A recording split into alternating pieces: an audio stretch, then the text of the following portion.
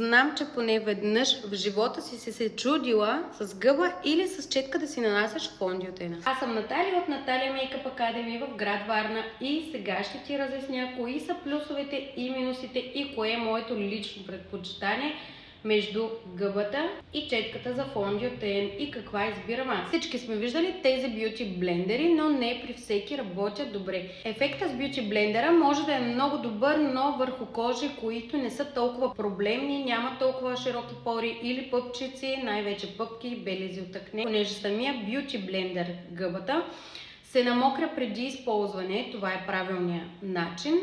Много често при потупването, понеже така се работи с него, се отнема част от покривността на фондиотена и ако имаме релефни пъпчици или ранички по лицето, те много бързо започват да прозират, понеже той отмива продукта от. Кои са плюсовете на четките за фондиотен и каква да изберем? Ето тази пухкава четка, която е много гъста и плътна. Тази е на Мърфи. Прави много добър финиш на кожата и airbrush ефект. Тип четки са ето тези скосените, има и малко по-скосени, има и малко по-овални.